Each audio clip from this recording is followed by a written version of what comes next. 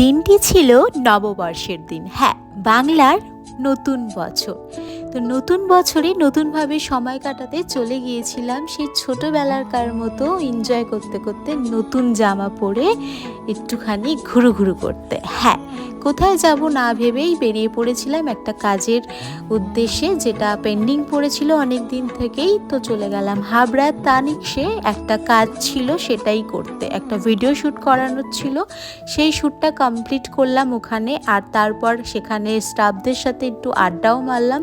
আর স্টাফরা সত্যিই খুব ভালো, ওখানকার খুব পরিষেবা খুব ভালো দেয় ওখানে, এবং তোমার কি লাগবে না লাগবে যথাযথ ওরা চেষ্টা করে যে কোনো কাস্টমারকে খুব প্যাম্পারিং করার। যাই হোক, আমি কিন্তু কাস্টমার হয়ে যাইনি, আমি গেছিলাম একটা কাজে। তারপরেও আমার চোখ যায় এই ব্রেসলেটগুলোর দিকে, যেটা আমার খুবই পছন্দ হয়েছিল। আর এখানে মারাত্মক হাসাহাসি হচ্ছিল একটা টপিক নিয়ে। হ্যাঁ, স্টাফদের সাথেই কিন্তু হচ্ছিল বিষয়টা মারাত্মক। স্টাফ থেকে শুরু করে গার্ড যা যা ছিল সবাই রীতিমতো হাসছিল। তারপর চলে গেলাম একটু খাওয়া দাওয়া করতে। খাওয়া দাওয়া মানে জাস্ট সন্ধ্যাবেলা একটু কফি খাবো। আর এখানে আমি একটু ছবি তুলবো বলে আমার হেয়ারটাকে কিছুতেই সেট করতে পারছিলাম না। আর হ্যাঁ, সবাই জানিও নতুন বছরের নতুন দিনটি তোমাদের কেমন গেছে।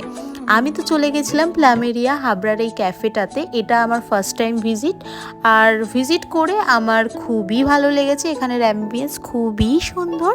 তোমরা কারা কারা গেছো অবশ্যই জানিও আমাকে।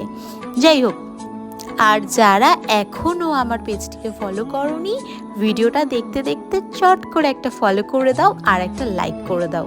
হ্যাঁ, আমি কিন্তু গিয়েছিলাম একা নয়, অবভিয়াসলি আমি আর আমার দিদি গিয়েছিলাম। আমি নিয়েছিলাম কোল্ড কফি আর ও নিয়েছিল নর্মাল একটা কফি।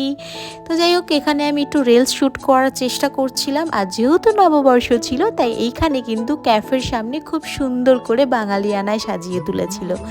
আর তার কিছুদিন আগে, মানে 2 দিন আগে, নববর্ষের 2 দিন আগে ছিল আমার দিদির বার্থডে। তাই ছোট্ট করে একটা কেক নিয়ে গিয়ে অ্যারেঞ্জ করলাম বাড়িতেই কেক কাটানোর জন্য।